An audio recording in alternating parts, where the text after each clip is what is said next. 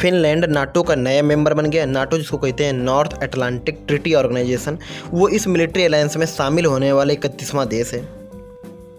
NATO का headquarter Brussels में है। फिनलैंड के नाटो में शामिल होने का रूस ने विरोध किया है। उसके डिप्टी प्राइम मिनिस्टर अलेक्जेंडर ग्रुस्को ने कहा है कि नाटो की हर हरकत पर नजर रखी जा रही है, हम भी अपने सिक्योरिटी सर्कल को बढ़ाने जा रहे हैं। अगर फिनलैंड में नाटो फोर्स तैनात होती है तो हम कुछ और कदम उठाएंगे। तुर्की और हंगरी दो ऐसे देश हैं जो फिनलैंड और स्वीडन को नाटो में शामिल किए जाने में परेशानियां पैदा कर रहे हैं। उन्होंने कई शर्तें भी थोपी हैं, इसी वजह से दोनों देशों को मेंबर बनाए जाने में दिक्कतें हो रही हैं।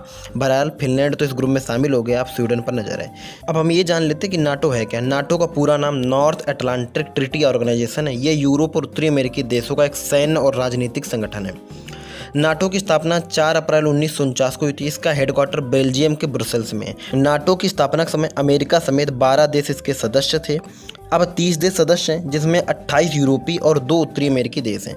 इस संगठन की सबसे बड़ी जिम्मेदारी नाटो देशों और उनकी आबादी की रक्षा करना है।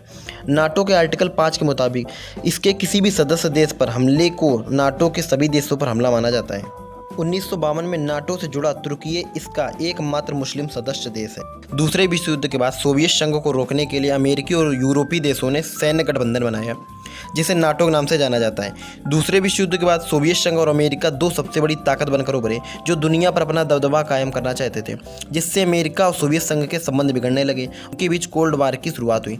सोवियत संघ की कम्युनिस्ट सरकार दूसरे विश्व युद्ध के बाद कमजोर पड़ चुके यूरोपीय देशों पर अपना प्रभुत्व स्थापित करना चाहती थी। सोवियत संघ की योजना तुर्की और ग्रीस पर अपना दबदबा बनाने की थी। तुर्की और ग्रीस पर कंट्रोल से सोवियत संघ काला सागर के जरिए होने वाले दुनिया के व्यापार को नियंत्रित करना चाहता था। सोवियत संघ की विस्तारवादी नीतियों से पश्चिमी देशों और अमेरिका से उसके संबंध पूरी तरह खराब हो गए। आखिरकार यूरोप में सोवियत संघ के प्रसार को रोकने के लिए यूरोपीय देशों और अमेरिका ने मिलकर नाटो की नींव डाली। 1991 में सोवियत संघ के विघटन के बाद नाटो ने खासतौर पर यूरोप और सोवियत संघ का हिस्सा रहे देशों के बीच तेजी से प्रसार किया। 2004 में नाटो से सोवियत संघ का हिस्सा रहे 3 देश लातविया, एस्टोनिया और लिथुआनिया जुड़े थे। ये तीनों देश ही रूस के सीमावर्ती देश हैं। पोलैंड 1999 में, रोमानिया 2004 में, बुल्गारिया 2004 जैसे यूरोपीय देश भी नाटो के सदस्य बन चुके हैं।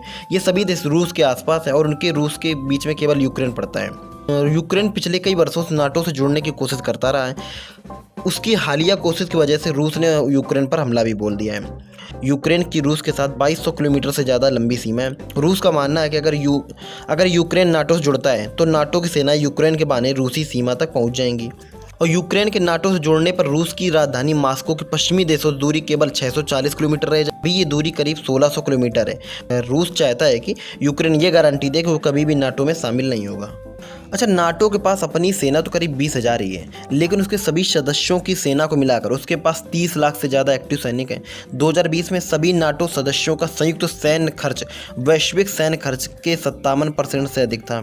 नाटो का लक्ष्य है कि उसके सभी देश अपनी जीडीपी का 2% रक्षा पर खर्च करें, लेकिन अभी केवल अमेरिका और ब्रिटेन और ग्रीस ये लक्ष्य हासिल कर पाए हैं। अच्छा, नाटो के 30 सदस्यों देशों की दुनिया की जीडीपी में करीब 50% योगदान है।